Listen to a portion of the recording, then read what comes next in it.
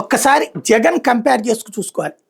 మంచి ప్రభుత్వము, లేకపోతే అద్భుత ప్రభుత్వము, లేదా వీళ్ళు అన్నట్టు అనర్థ ప్రభుత్వం, ఇట్లాంటి పిచ్చి మాటలు నేను మాట్లాడు.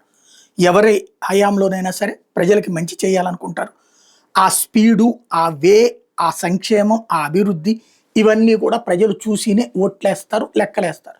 అందులో ఎత్తులు ఉంటాయి, పై ఎత్తులు ఉంటాయి, అన్ని రకాలు ఉంటాయి. అయితే ఇక్కడ చంద్రబాబు నాయుడు గారికి ఉన్న ఓపిక జగన్ దగ్గర లేదు. వయసు పరంగా చిన్నవాడు, చాలా చిన్నవాడు. దాదాపుగా లోకేష్ కంటే ఒక 4 ఏళ్ళు 5 ఏళ్ళు పెద్దోడు అనుకుంటా, అంతే.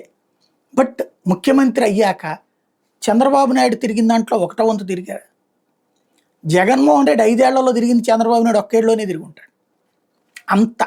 అలాగే జగన్మోహన్ రెడ్డి 5 ఏళ్లలో పెట్టిన ఈవెంట్లు, ప్రోగ్రామ్స్ చంద్రబాబు నాయుడు 1 ఏడాదిలోనే పెట్టుంటాడు అంత ప్రోగ్రామ్స్. పొద్దున ఒక చోట, మధ్యాహ్నం ఒక చోట, సాయంత్రం ఒక చోట. జగన్మోహన్ రెడ్డి ఒక స్టేజీ మీద మ్యాక్సిమం మాట్లాడితే ఒక్క చోట అనుకుంటే 55 నిమిషాలు మాట్లాడింది 5 ఏళ్లలో. మిగతా చోట 10 నిమిషాలు, 15 నిమిషాలు, 20 నిమిషాలు అంతే. చంద్రబాబు నాయుడు గంట, 2 గంటలు, 3 గంటలు బోరు కొడుతుంది.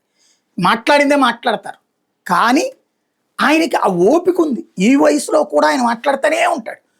ఆయనకి తిరిగే నోరు, తిట్టే కాలు ఊరుకోదని. ప్రతిపక్షంలో ఉన్నప్పుడు అంతే మాట్లాడతారు. అదే పదాలు పదే పదే మాట్లాడుతున్నా సరే ఆయనకి అది మాట్లాడుతుంటేనే తృప్తి ఉంటుంది. ఈవెంట్స్ బోలెడు చేస్తుంటారు. చూడండి, చివరికి ఆ క్వాంటమ్ వ్యాలీకి వచ్చిన వాళ్ళకి డిన్నర్ అరేంజ్ చేస్తారు. అట్లాగే విదేశాల వాళ్ళు ఎవరు వచ్చినా డిన్నర్ అరేంజ్ చేస్తారు.